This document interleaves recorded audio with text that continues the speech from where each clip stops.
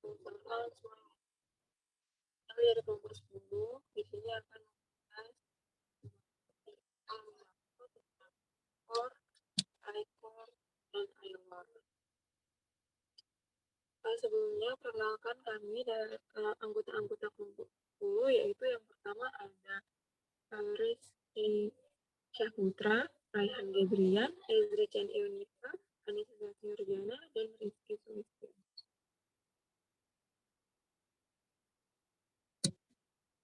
Adapun pokok pembahasan kita yang pertama itu tentang core, yang akan dibahas pertama kali oleh Rizky dan Ezri, kemudian iCore oleh Indah dan Anissa, dan iLor oleh Raihan dan Rizky Sulistyo.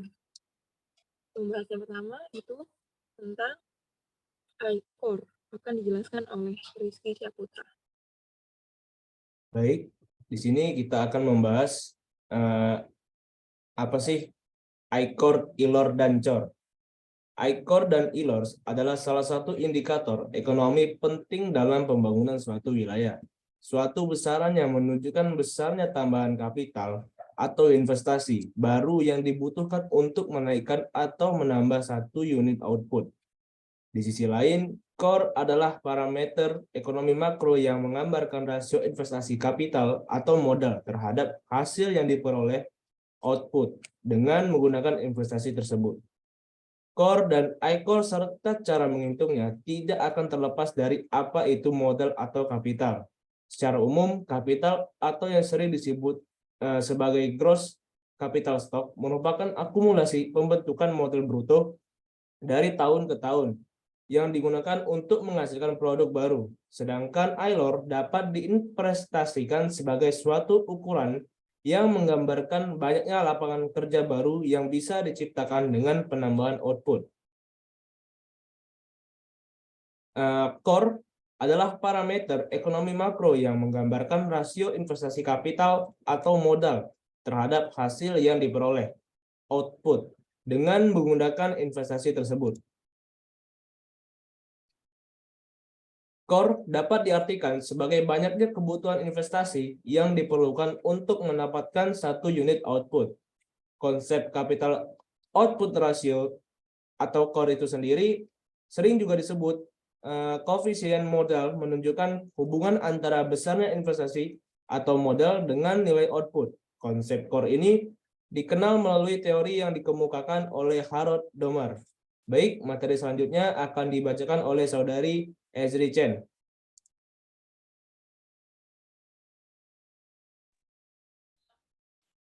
Baik, saya akan melanjutkan penjelasannya. Yang pertama itu istilah core ini sebagaimana sering digunakan dalam ilmu ekonomi biasanya berkaitan dengan iCore. Nah, di mana ada pun formulasinya yang itu yaitu core sama dengan K per Q atau Q sama dengan K per core. Di mana K itu adalah menunjukkan jumlah nilai stok kapital nasional. Core itu menunjukkan modal yang dibutuhkan untuk menambah satu unit output, dan Q itu adalah kapasitas produk nasional atau besarnya hasil produksi nasional yang ingin dicapai dengan investasi yang dilakukan. Next slide. Nah, konsep core ini dipilah menjadi dua. Yang pertama itu adalah rasio modal output atau capital output ratio atau core, di mana atau yang sering disebut juga sebagai average capital output ratio atau ACOR, yaitu perbandingan antara kapital yang digunakan dengan output yang dihasilkan pada suatu periode tertentu.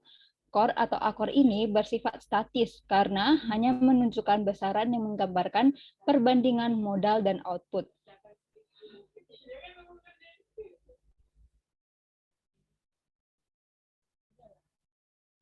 Nah, yang kedua yaitu rasio modal output marginal atau incremental capital output ratio atau yang disebut dengan ICOR, yaitu suatu besaran yang menunjukkan besarnya tambahan kapital atau investasi baru yang dibutuhkan untuk menaikkan atau menambah satu unit output baik secara fisik maupun secara nilai atau uang.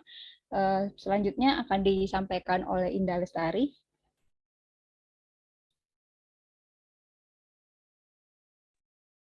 Baiklah, di sini saya akan melanjutkan materi mengenai iCore. Yang pertama pembahasannya yaitu konsep dan definisi. Apa itu ICOR? Incremental Output Ratio atau ICOR adalah salah satu metode yang dikembangkan untuk menghubungkan faktor produksi atau pembentukan modal tetap PDRB dengan pertumbuhan ekonomi atau pendapatan regional. Kemudian apa tujuan dari ICOR ini? ICOR diperlukan untuk menghitung besarnya kebutuhan modal yang diperlukan untuk menghasilkan tingkat pertumbuhan ekonomi tertentu dan menentukan laju pertumbuhan suatu perekonomian serta menguji konsistensi antara target pertumbuhan ekonomi dengan tambahan modal yang mungkin akan terkumpul dari tabungan investasi asing yang sedang berjalan. Kemudian faktor yang mempengaruhi ICOR.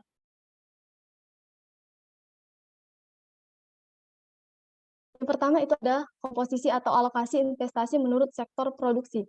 Hal ini disebabkan karena tingkat penggunaan modal berbeda-beda menurut sektor tertentu dan faktor lain adalah masa tenggang produksi dari berbagai sektor.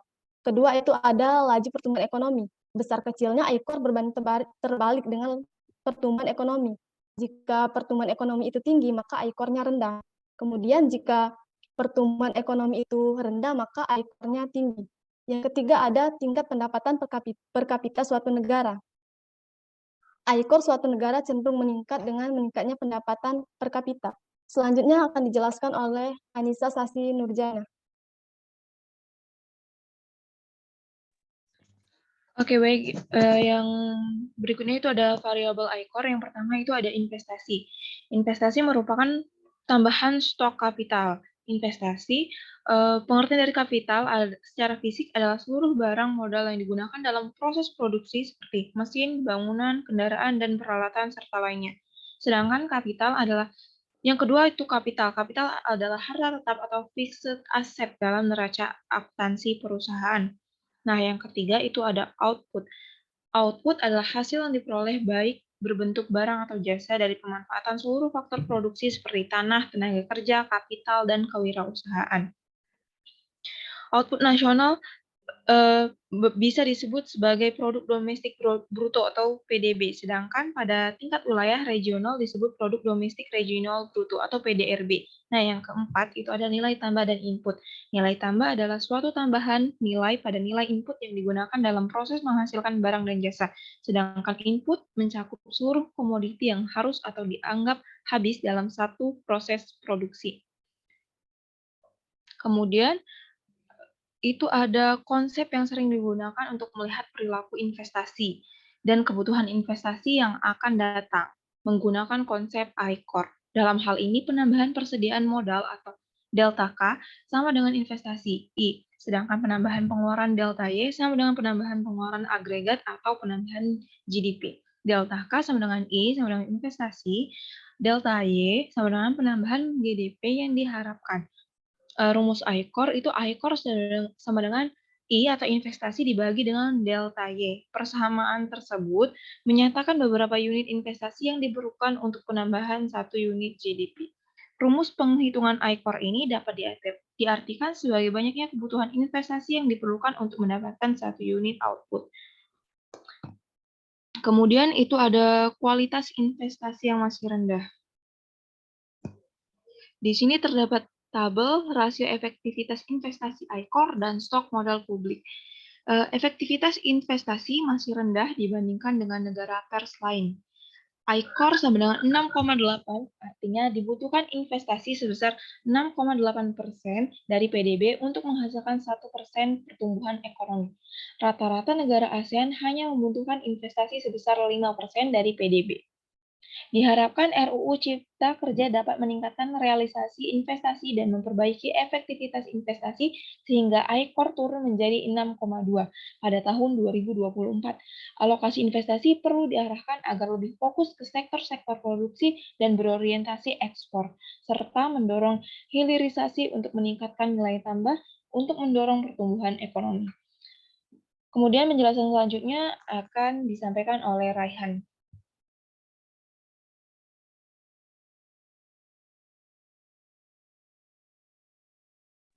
Oke, baiklah. Di sini saya akan menjelaskan tentang ILOR. ILOR atau rasio tenaga kerja output marginal adalah suatu besaran yang menunjukkan besarnya tambahan tenaga kerja baru yang dibutuhkan untuk menaikkan atau menambahkan satu unit output. Besaran ILOR diperoleh dengan membandingkan besarnya tambahan tenaga kerja dengan tambahan output. Namun dalam pengertian ILOR, output adalah tambahan produk dari hasil kegiatan ekonomi dalam suatu periode atau nilai-nilai yang merupakan hasil pendayagunaan faktor-faktor produksi. Output ini merupakan seluruh nilai tambah atas dasar biaya faktor produksi yang dihasilkan dari seluruh kegiatan usaha setelah dikurangi dengan biaya antara upah atau gaji, bahan baku, dan bahan penolong, atau biasa disebut dengan nilai tambah bruto (NTB). Adapun tujuan dari ILOR yaitu adalah pertama itu besaran ILOR dapat dilihat dari dua sisi, yaitu yang pertama itu dikaitkan dengan peluang penyerapan tenaga kerja. ILOR bermakna positif dalam arti setiap tambahan satuan unit PDRD ADHK akan mampu menyerap sejumlah tenaga kerja. Sehingga semakin banyak ILOR, semakin baik karena semakin banyak tenaga kerja yang dapat diserap. Tentunya untuk melihat besarnya angkatan kerja yang tidak terserap, masih harus melihat tingkat pengangguran terbuka atau TPT. Nah, yang kedua, jika dikaitkan dengan produktivitas, maka semakin besar nilai ILOR, berarti tenaga kerja semakin tidak produktif, karena nilai PTK semakin kecil, sehingga kondisi ideal yang ingin dicapai tentu nilai ILOR rendah. Dan pada saat yang sama, nilai TPT juga rendah. Artinya, sedikit pengangguran, sedangkan para pekerja masih mampu menghasilkan barang atau jasa secara optimal, sehingga tingkat kesejahteraan diharapkan tercapai atau telah terjadi pertumbuhan ekonomi yang signifikan. Dan itu indikator ILOR dapat menjelaskan seberapa besar penambahan jumlah penduduk usia kerja yang terserap dalam aktivitas ekonomi. Dengan adanya penambahan output perekonomian di suatu wilayah, dengan angka ILOR dapat diketahui bahwa untuk menambah kesempatan kerja, output harus tumbuh. Sebab setiap unit pertambahan output diharapkan akan berdampak menambah kesempatan kerja sebanyak nilai ILOR. Di samping itu, besaran nilai ILOR dapat ditentukan untuk melihat produktivitas dan efisiensi tenaga kerja yang diciptakan. Untuk selanjutnya saya serahkan ke Rizky.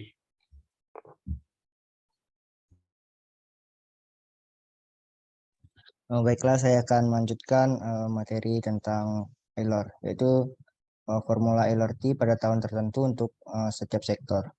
Dengan rumus ILOR-T sama dengan delta L per delta Y, atau ILOR-T sama dengan KKT dikurang KKT kurang 1 per PDRBT dikurang PDRBT dikurang 1. Dengan delta L sama dengan perubahan peningkatan kesempatan kerja tahun T masing-masing sektor wilayah pertama.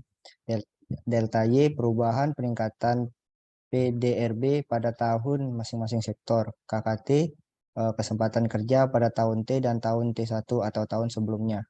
PDRBT yaitu produk domestik regional bruto pada tahun T dan tahun T-1.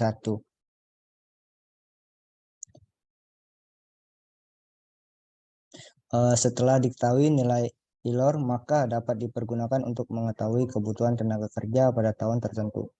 Perkiraan kebutuhan tenaga kerja dapat menggunakan rumus TK sama dengan delta PDRBT dikali ILOR T. Dengan TK tenaga kerja yang dibutuhkan masing-masing sektor, delta PDRBT peningkatan jumlah PDRB masing-masing sektor tahun dibanding tahun sebelumnya, dan ILOR T yaitu angka ILOR masing-masing sektor pada tahun T.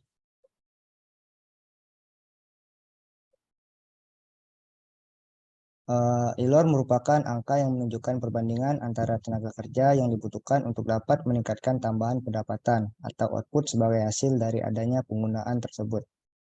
Misalnya ILOR sebesar 2 dapat diinterpretasikan bahwa untuk meningkatkan jumlah output sebesar 1 unit, maka dibutuhkan tenaga kerja sebanyak 2. Terima kasih.